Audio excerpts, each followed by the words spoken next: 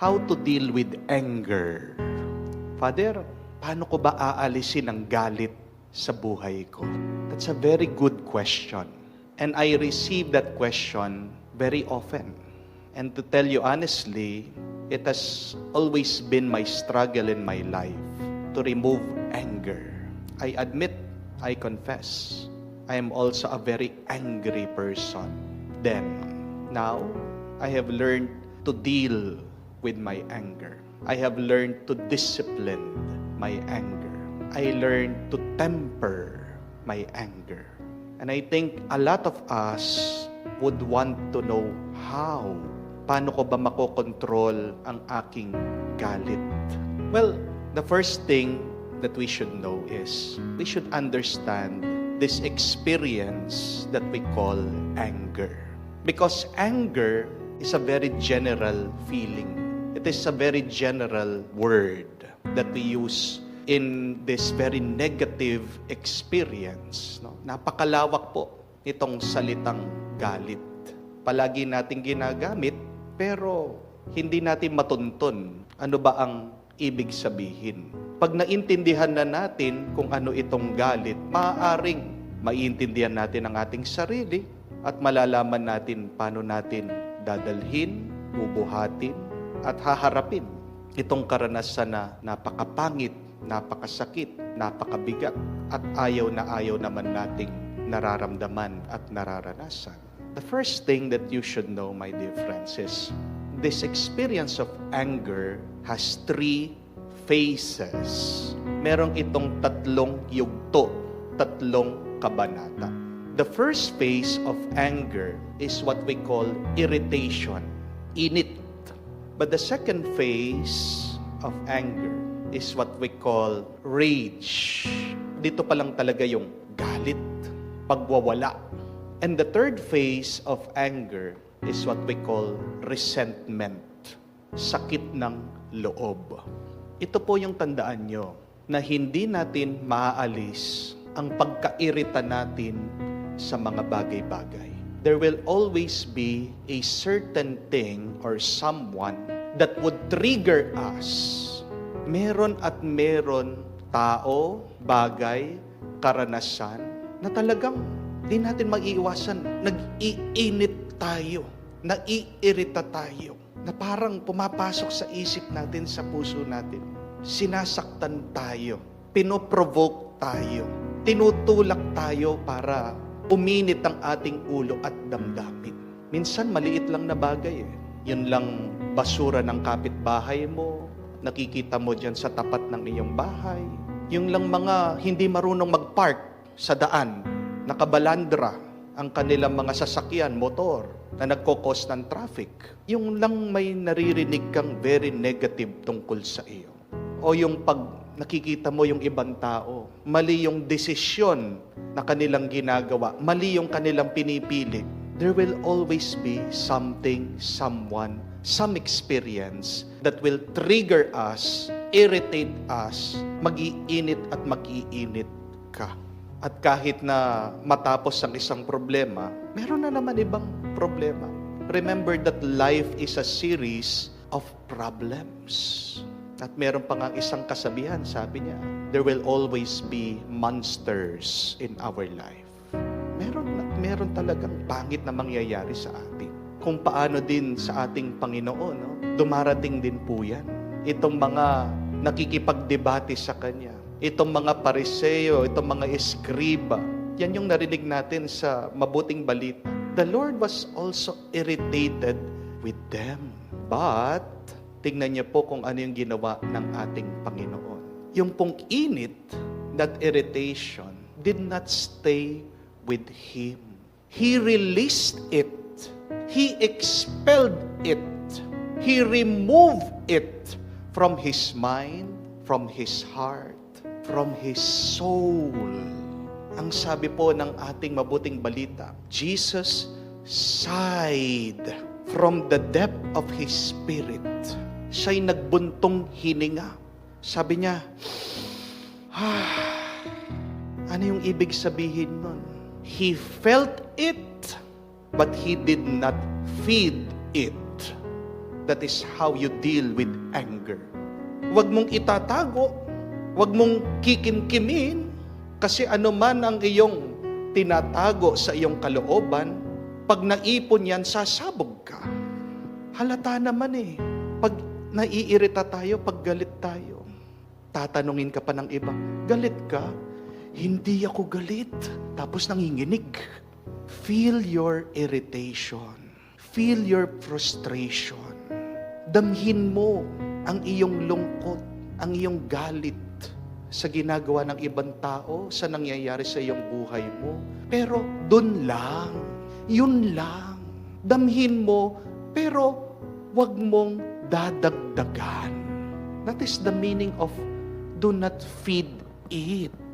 Dahil pag dinagdagan mo yan, pag pinakain mo yan, yung init, nagiging nantunay na galit.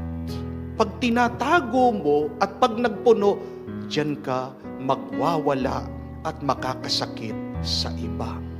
Hindi natin po kasalanan kung tayo ay maiirita sa iba. But I tell you this, it is your fault if you allow that irritation, that anger to remain with you for a long time. Yan yung pangatlong yugto ng galit. Sakit ng loob, resentment. Dapat iniwan mo na, dapat kinalimutan mo na. Pero dinala mo pa. Basura yan. Dumi yan. Ang baho niyan. Ang sakit niyan. Ang bigat niyan. But you chose to bring it with you. Sinong may kasalanan nun? Sila? Hindi. Ikaw. Ikaw ang may kasalanan nun because you have chosen to bring it. Pinili mo, nadalhin mo, itago mo dyan sa puso mo. Sundan natin yung halimbawa ng Diyos. Naramdaman niya, pero tinapon din niya. We could also do that. When we get frustrated and irritated, let us make a big sigh from the depths of our spirit. Magbuntong hininga ka. Higutin mo yan. Ilabas mo yan. At pabayaan mo yan. That is a negative spirit that is trying to destroy your mind, your heart, and your goodness. Tingnan niyo po ang ating Panginoon. Pagkatapos siyang nilabas, abay, sumakay daw ng bangka, pumunta dun sa kabila. Opposite them. Kasi alam niya, walang mabuting mangyayari o wala siyang mabuting magagawa kung mananatili siya doon. Nagagalit, may puot, at may sakit ng loob. Isa nga pong advice ng mga psychologists ay, when you get angry or irritated, give yourself some time to be angry, to vent it out. Give a very specific time. Gaano katagal yung gusto mong manatiling galit? Time yourself. Orasan mo sarili mo. At pagkatapos ng oras na yon, sabihin mo, time's up. Tapos na. Move on. Yan yung problema na napakarami sa atin Bakit nahihilo sila? Bakit naha-high blood sila? Bakit sumasakit ang puso nila? Because they have not given time, limit to their anger. Sabi nila, getting angry with somebody is like allowing that person to live in your mind and heart rent-free.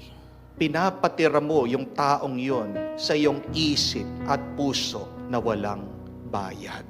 Kaya nga, kung masamang loob mo dun sa isang tao at pinapatira mo siya dyan sa isip mo at puso mo, ang bait mo, kasi hindi naman siya kailangan nandoon pinapatira mo. Pinapagamit mo yung isip mo at yung puso mo. But kidding aside, hindi po yun kabaitan Ang tawag po doon, kamangmangan. Pardon for the term, katangahan. Dahil ginagawa mong biktima ang iyong sarili, nagpapaabuso ka dyan sa iyong negative feeling. Bakit pinapabayaan mo ang iyong sarili na makontrol ang iyong buhay dyan sa iyong mga negative thoughts? Ayaw ba natin maging masaya? Gusto natin. Pero tayo ay nagiging biktima nitong masamang karanasan, masamang nararamdaman. We can choose to live this very bad feelings. But in order to be free, we also need the grace of God. Kaya nga, kahit na anong effort mo, anong lakas mo, kahit na gustong-gusto mo nang lumaya, manghihina ka pa rin. Dahil limitado ang ating lakas. Diyan pumapasok ang banal na Espiritu para pagkalooban tayo ng katalinuhan, ng karunungan, at ng lakas na piliin, damhin, pero ilabas, iwanan itong galit at puot.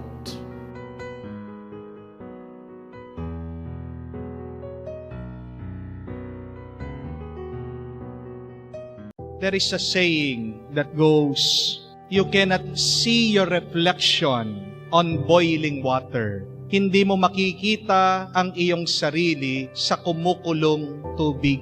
Anong ibig sabihin? Hindi mo makikilala ang iyong sarili kapag ikaw ay kumukulo sa galit.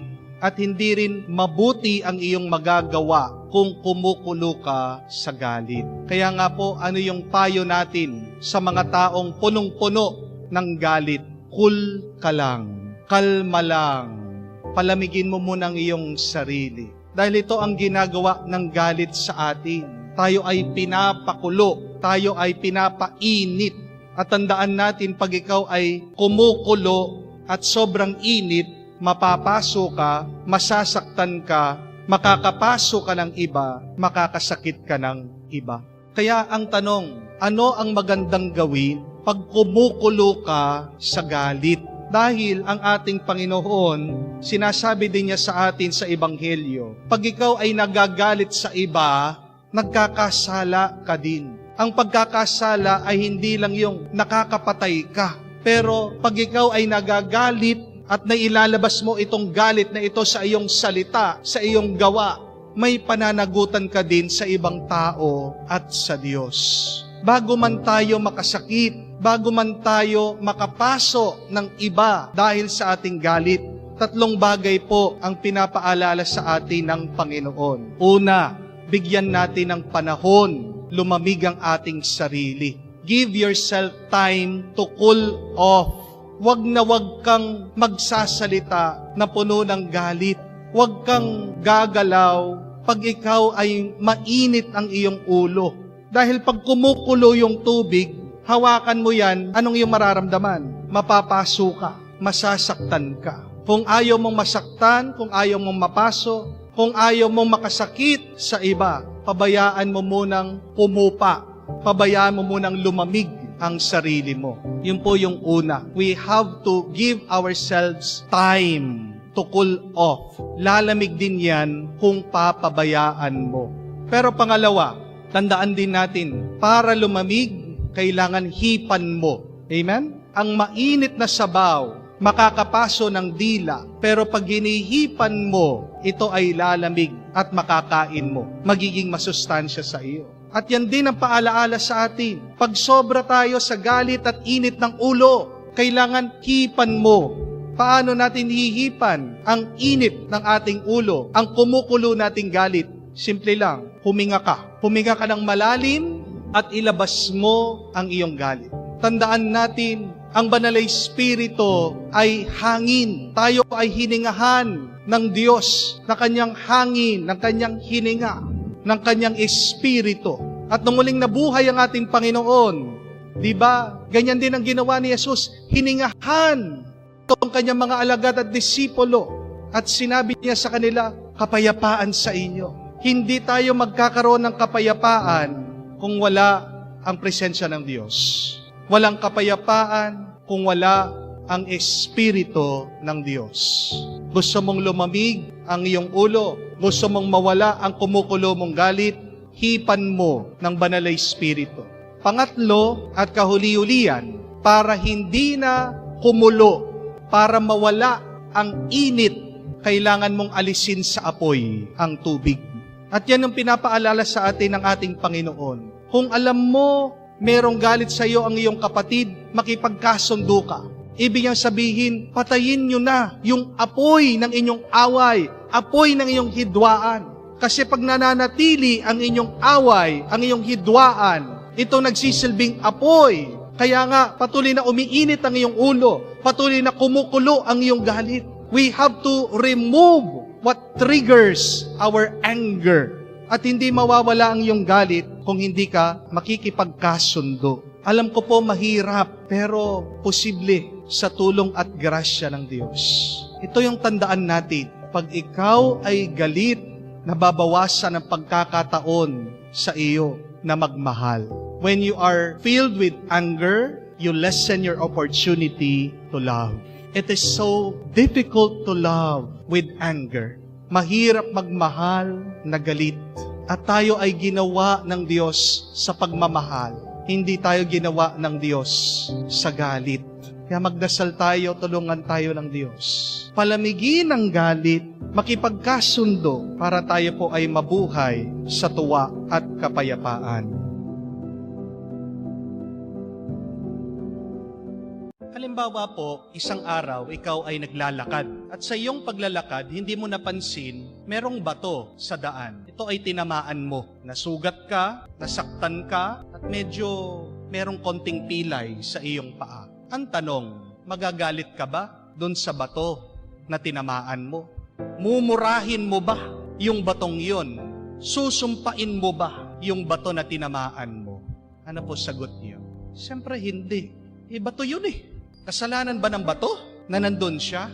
Bakit ko po nasabi yan? Kasi, mga kapatid, sa buhay, kailangan din nating intindihin na minsan, yung mga taong nakapaligid sa atin, parang mga bato din yan. Hindi naman nila kasalanan na nandyan sila. Hindi nila kasalanan na minsan, tinatamaan ka, nasasagi ka, nasasaktan ka. Dahil ang tao, may sariling kalikasan yan. May sariling kalagayan yan. We have our own minds. We have our own plans. And sometimes, our plan meets the plans of others. Minsan hindi natin maiiwasan, nagbabanggaan yung ating mga plano, yung ating mga kagustuhan. Masisisi mo ba yung iba? Hindi. At ang tanong, sa iyo bang pagrereklamo, sa iyo bang galit, may mababago ka pa ba? Wala. Pag sinisisi mo ba yung iba, pag nagrereklamo ka at pag hinuhusgan mo yung iba, mababago pa ba yung iyong nararamdaman? Mababawasan ba yung iyong sakit, yung iyong pagdurusa? Hindi po. Di po ba? Dahil sa iyong galit, dahil sa iyong paghuhusga, dahil sa iyong pagrereklamo, lalong lumalala, sumasakit yung iyong nararamdaman. At ano ang kailangan mong gawin? Anong kailangan nating gawin para mabawas itong nararamdaman nating minsan masakit, mahirap sa ating buhay? Kailangan nating unawain ang iba. We need more understanding. Ang ating Panginoon, alam niya, itong mga kaaway niya, itong mga Pariseyo, naiintindihan niya kung saan sila nanggagaling. At naiintindihan din ng ating Panginoon, itong mga kaaway niya, para mga bato din yan. May sarili din silang kalagayan. At yung kanilang gusto, minsan bumabangga din doon sa gusto ng ating Panginoon. Pero hindi sumasakit yung loob ng ating Panginoon. Bakit? Kasi naiintindihan niya sila. Pag kulang ka sa pag-iintindi, abay, lalong sasakit ang iyong karanasan. Lalo kang masasaktan. Sino ba yung mga bato mo sa iyong buhay? Marami yan. Una na dyan, yung iyong asawa. Di po ba? Parang bato na pinupukpok mo sa ulo mo. Meron kang gusto, meron siyang gusto. Nag-uumpugan kayo. Ganyan din po sa ating mga anak. Meron kang gusto na sa alam mo makakabuti sa kanila. Para sa kanila, iba. Sasabihan ka pa, masala mo pa sa akin eh. Yan yung pinagmumulan ng away minsan sa pamilya. Ganyan din yung nararanasan natin sa ating mga kapitbahay. Di mo talaga maiiwasan, merong naiinggit sa iyo. Marami ang mga bato sa ating buhay. Kamukha, kung ano din na naranasan ng ating Panginoon, siya'y nabubuhay. Hindi naman ibig sabihin siya'y Diyos, na wala na itong mga balakid na ito na makakasakit sa Kanya. Pero, bakit naging napakagaan para sa Kanya? Kasi unang-una sa ating Panginoon, yung pag-uunawa sa iba, pag-iintindi, understanding.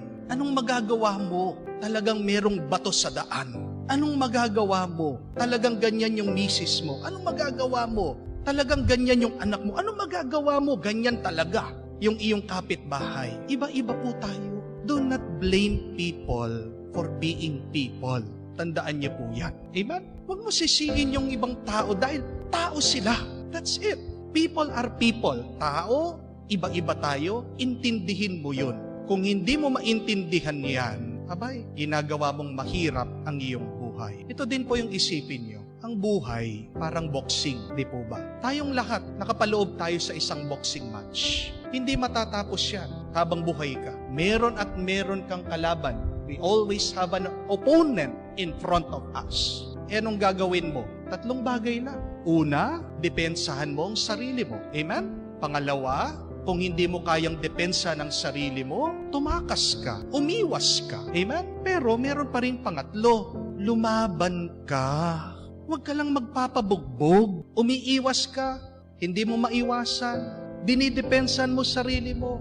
Pero huwag ka naman paabuso sa ibang tao. Marunong ka rin naman sanang lumaban. Itong ating Panginoon, hindi niyo po ba narinig? Sumagot siya. Hindi naman niya pinabayaan na laitin sila, siraan siya, atakihin siya. At paano siya sumagot? May katalinuhan, may karunungan. Hindi po siya nakipagsuntukan, ha? Ginamit niya yung isip niya, yung kanyang kaalaman. At saan nanggaling yung kanyang pinaglaban? Saan nanggaling yung kanyang pagdepensa? Galing din po sa Biblia. Kaya napakahalaga na tayo po ay nagbabasa, nakikinig din sa salita ng Diyos. Ang salita ng Diyos, yan yung ating depensa, pero yan din yung ating paglaban. Ang salita ng Diyos din, siyang magiging gabay natin para makaiwas tayo sa sakit, sa panganib ng buhay. Tandaan po natin, magiging mas magaan ang buhay kung uunawain mo ang iba. Bakit kailangan iwasan ang mga taong galit? Why should we avoid angry people? See, the Lord gives us an example in the gospel. Siya'y nangaral, ayaw daw yung kanyang sinabi. People were filled with fury. Ang mga taong ito, kababayan niya, mga taong ito, kamag-anak niya, mga taong ito, kakilala niya. At anong ginawa sa kanya? Nilabas daw siya sa sinagoga, tinutulak siya, pinapatay siya, inihuhulog siya sa bangin.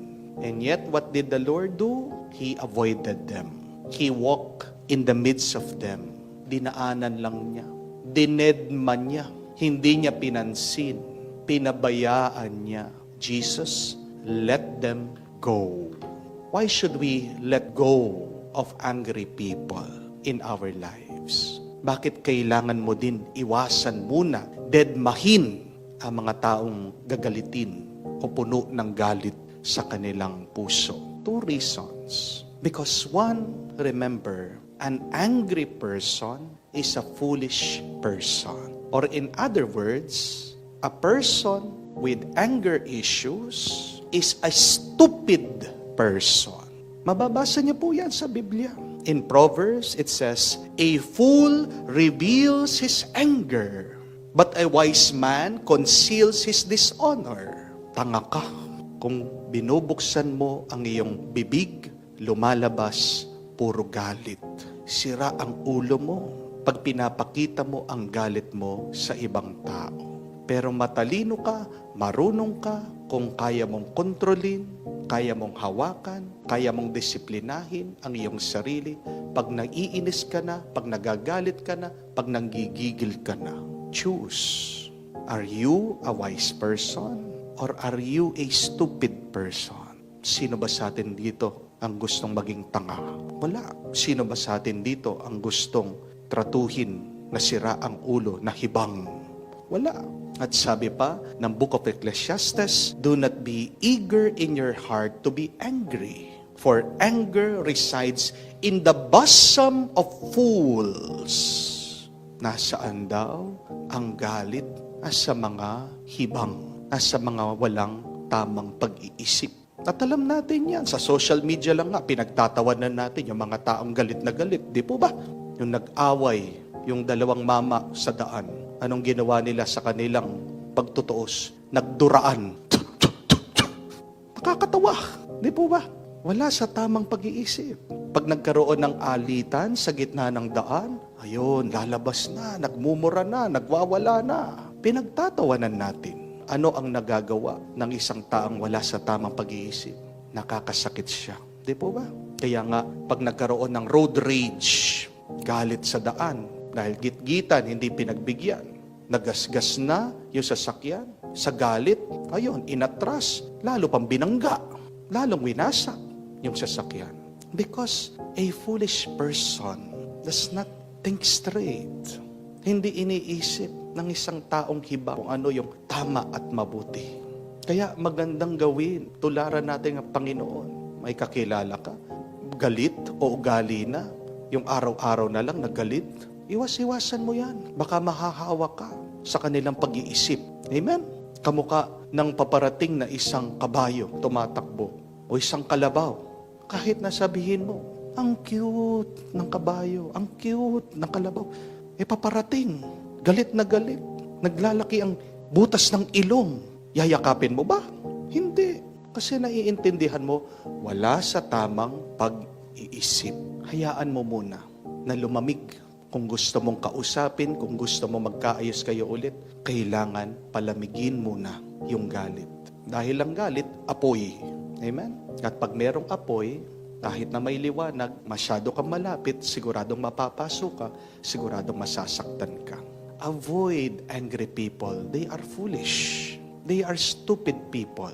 Sabi nga, do not argue with stupid people. Amen? Do not be one of them.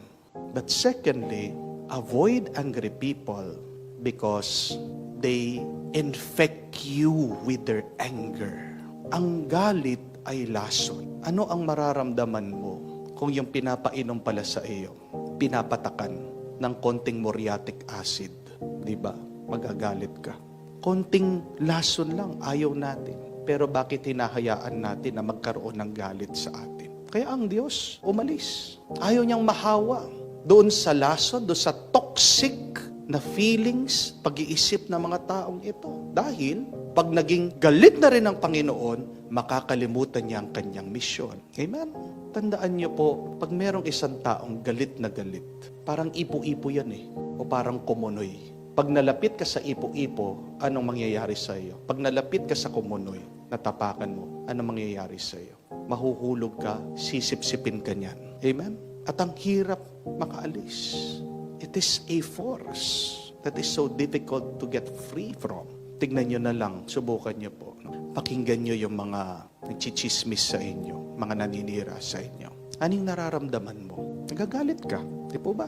Ako, palagi ko pong napapansin sa akin ito Pag nagbabasa ako ng mga comment sa mga videos natin, meron pa rin negative na tao. At agad, nararamdaman ko yung galit. Gusto ko sumagot, but I stop myself because I remember, hindi naman dapat ako magalit. Unang galit itong taong ito, sinisip-sip niya ako, hinahatak niya ako doon sa galit niya. Ang mga taong galit, sa tingin ko, gumagawa ng eksena, lonely sila. Amen? Kasi hindi masayang buhay nila pag wala silang kaaway. Gusto nila may drama, palagi drama.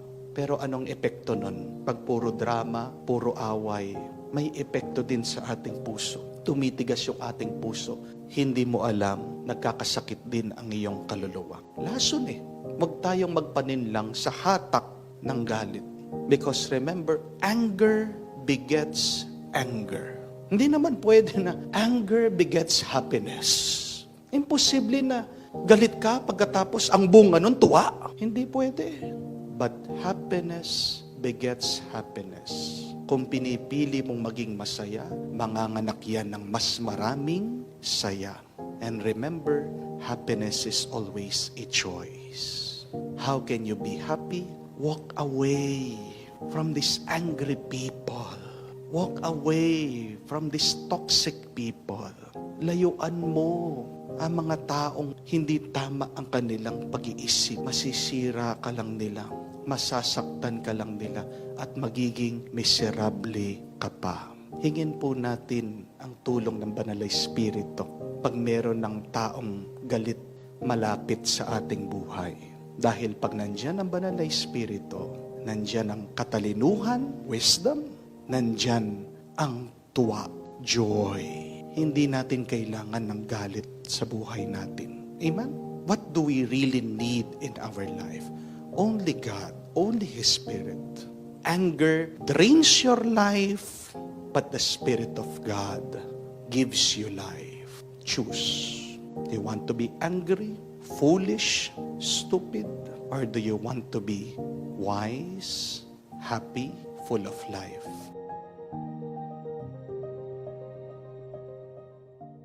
Nung minsan daw po, merong isang kwento tungkol sa mga ahas. Merong mga ahas na kulay berde at meron din mga ahas na kulay dilaw. At yung mga ahas na kulay dilaw ay galit na galit sa mga ahas na kulay berde dahil lang sa kanilang kulay. Ayaw nilang nakakasama ang mga ahas na ito. Kaya naman, ang ginawa po ng mga ahas na kulay dilaw, noong gabi na, sila'y pumunta sa baryo kung saan nakatira ang mga tao at tinuklaw daw nila yung mga tao habang sila ay natutulog. Para mapagkamalan yung mga ahas na kulay berde, sila po yung kumagat sa mga tao. At nung kinaumagahan, nagising ang mga tao, merong mga ibang taong nagkasakit, merong mga ibang taong namatay, galit na galit sila. Tinugis nila yung mga ahas. Pero hindi alam na mga ahas na kulay dilaw ay kahit anong ahas na makita ng mga tao, tinutugis nila, dinadakip nila, at pinapatay nila. Bandang huli, lahat ng mga ahas ay pinatay.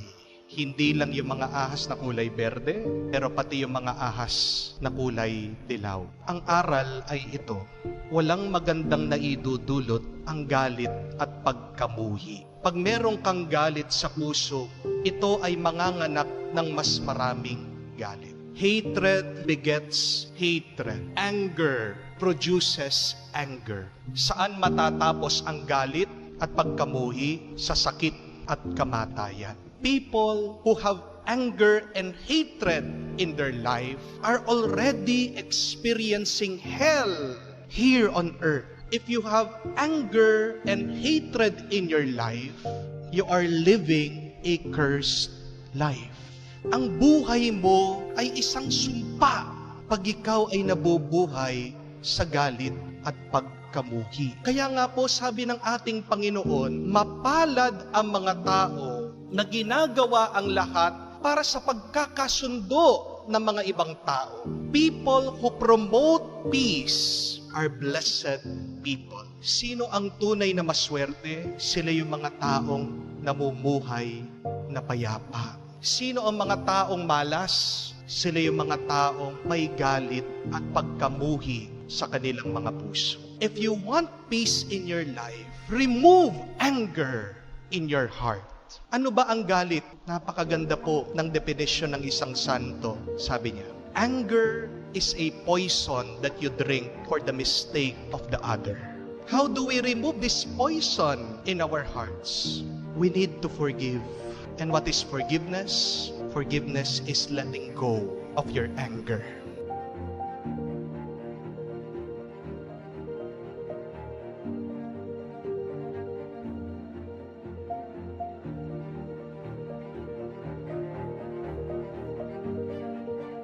Sigurado may dahilan tayo pag tayo'y galit sa isang tao.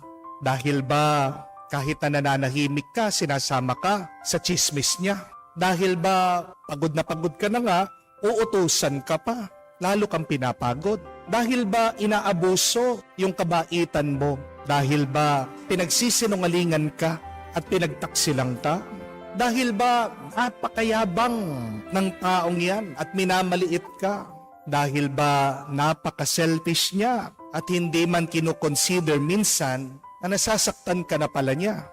O dahil ba siya na nga yung gumawa ng mali, binabaliktad, ikaw pang sinisisi?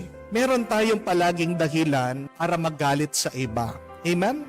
At minsan, valid naman, tama naman na tayo'y magalit o mainis sa ibang tao. Pero minsan, aminin din natin na tayo po ay naiinis at nagagalit sa isang tao na wala naman talagang dahilan. Wala naman siyang sinasabing masama, pero naiinis ka sa kanya. Wala naman siyang kasalanan na ginawa sa iyo, pero ayaw mo siyang nakikita. Hindi ka naman niya talaga sinaktan pero kumukulo yung iyong dugo sa kanya. Tama man o mali, valid man o hindi, kailangan natin alisin sa ating puso ang galit sa mga tao o sa isang tao. Because remember, my dear friends, no matter how much you justify your anger, anger is always destructive. Anger can never be constructive. Kahit na ano pang iyong dahilan, hindi pa rin makakabuti sa iyo ang galit na nararamdaman mo, ang galit na bitbit mo. Ang tanong, paano po natin aalisin ang galit natin sa ibang tao? Balikan natin ang kwento sa Ebanghelyo, napakaganda. Dahil meron din isang taong nagalit, kahit na gumawa ng mabuti, nagpagaling ang ating Panginoon. Ito pong namamahala ng sinagoga, nagalit dahil daw nagpagaling ang ating Panginoon sa araw ng pagpapahinga. Nalabag naman talaga sa batas ng mga Hudyo. Pero anong ginawa ng ating Panginoon para maalis yung kanyang galit? Ano ang sinabi niya? Di ba, kahit na araw ng pagpapahinga, inaalis niyo sa pagkatali yung inyong mga alaga para makainom sila. Itong babaeng ito, 18 years na nakatali sa kanyang paralysis, sa kanyang sakit. Hindi ba karapat-dapat na siya ay gumaling sa araw ng Sabat, sa araw ng Panginoon? Ano yung ginawa ng ating Panginoon doon? Binigyan niya ng muka ang awa. Para ikaw ay maawa, kailangan bigyan mo ng muka ng tao. In other words, our Lord humanized that sick person. Kasi tandaan po natin, pag nawawala yung muka ng tao, hindi ka maaawa sa kanya. Bakit po sa tingin nyo, nung pong World War II, gerang pandaigdig, ito po mga German, mga Nazi, ang dami po nilang napatay na mga Hudyo. Kasi hindi po nila nakikita na sila'y tao. Para sa mga Nazi German, ang mga Hudyo ay daga na kailangan patayin. Tingnan niyo po yun. Nawala yung muka ng tao, kaya nga napakadali sa kanila ang kumitil ng buhay. At ganyan din po yung problema natin ngayon. Kaya may gera sa Middle East. Bakit napakadali para sa mga Israeli na bombahin ang mga Palestinian? Nakaramihan po sa mga namamatay, mga baby, mga bata, babae, matatanda, mga sibilyan. Kasi kung papakinggan niyo po, yung pananalita, kung pag-aaralan niyo pag-iisip ng mga Hudyo ngayon doon sa Israel, hindi naman po lahat, karamihan. Anong tingin nila dito sa mga taong nakatira sa Gaza? Lahat sila terorista. Kahit na yan, baby, bata, matanda, babae, wala silang pakialam. Basta't yung mga nakatira doon, terorista, demonyo. Ang tingin po nila sa kanila, hayop sila para sa kanila. Kaya nga po, napakadali sa kanila ang magpaulan ng bomba. Wala silang awa dahil nabura na ang muka ng tao. Gusto mong maalis yung galit mo sa tao, ibalik mo yung muka ng tao para maawa ka. Humanize that person. Tandaan mo yung taong kinagagalitan mo, yung taong kinaiinisan mo, sino man yan, may pamilya yan. Meron siyang pangarap, ang layunin lang niya, yung may kagustuhan siya na gusto lang niyang maging masaya. Nagkakaroon lang siya ng problema ngayon, kaya nga, baka nasaktan ka niya, baka may nasabi siyang hindi maganda sa iyo. Pero kung sino man yan, tandaan mo, tao pa rin yan, nanay yan, ng isang bata, tatay yan, maaaring siyang breadwinner ng pamilya. Ibalik mo yung muka ng tao. Bigyan mo ng muka yung iyong awa dyan sa taong kinagagalitan mo. Alisin mo sa isip mo yung mga pangit na naging paghuhusga mo sa kanya. Sinasabi mo na demonyo siya, hayop siya. Try to remember that person is still a human being. Isa pa nga pong magandang paraan para maawa tayo sa iba, ano po? Use the golden rule. At ano po yung golden rule kung maaalala nyo? Do unto others what you want them to do unto you. Gawin mo sa iba kung ano yung gusto mo gawin nila sa iyo. Anong ibig sabihin nun? Imagine yourself at the shoes of that person. Put yourself in the position of that person. Ibig sabihin, isipin mo, kung ikaw yun, paano mo gusto na tratuhin ka? Kung ikaw yun, subukan mo na lumakad doon sa kanyang buhay. Minsan makikita mo yung dahilan bakit ganyan yung tao. Bakit masama ang ugali niya. Hindi mo alam na meron siyang kapamilya na may sakit, na-stress siya. Hindi mo alam ng taong yan, patong-patong yung kanyang utang. Hindi mo alam yung taong yan, insecure sa kanyang mga kapatid dahil napag-iwanan na siya. Hindi siya nakapag-aral, pinag-aral niya yung mga kapatid niya. Ngayon, siyang nahuli. Naghihirap pa rin siya habang yung mga kapatid niya, yumaman niya. Di po ba? Baka hindi rin natin alam yung taong yan, may sakit siya, tinatago lang niya. O baka nagmi-midlife. Merong mga pangarap na tanda-tanda na niya, hindi pa niya naabot. Try to walk at the shoes of others. Imagine yourself being in the position, in the life of that person. Binibigyan mo ng muka, binabalik mo yung pagkatao ng tao. At pag na-realize mo na tao din siya, kamukha mo din siya, di ba? Maaawa ka sa kanya, maaalis yung iyong galit, yung iyong inis. Tandaan po natin mga kapatid na walang taong pinagpapala na may sakit ng loob. Amen? No person is blessed by God with anger and resentment in their hearts. Sino mga tunay na pinagpapala ng Diyos? Yung mga maawain. Nababasa niyo po yan sa Beatitude ng ating Panginoon. Di po ba? That blessed are the merciful. They will be shown mercy. Gusto mong maawa ang Diyos sa iyo? Maging maawain ka, mahabagin ka naman sa iba. Bago ka magalit sa iba, suspend your judgment. Remove your opinions about other people. Stop looking at them badly. Hindi po halimaw ang ibang tao, hindi demonyo ang ibang tao. Maaaring meron silang masamang ginagawa. But at the very core, sa pinakapuso ng tao, pinapaalala din sa atin ng Biblia na tayo pa rin ay anak ng Diyos. Kaya nga ang ating Panginoon, siya'y namatay para sa atin dahil ang mga anak ng Diyos gusto pa rin niyang maibalik sa langit makasama ng kanyang Ama. All of us deserve to be saved. Naway maawa tayo sa iba kung maalala natin, kamukha natin sila, tao din pala sila, may mukha yan. Nakakaranas din yan ng sakit, hirap kamukha mo. Kaya nga, huwag mong papahirapan ng iba sa iyong galit.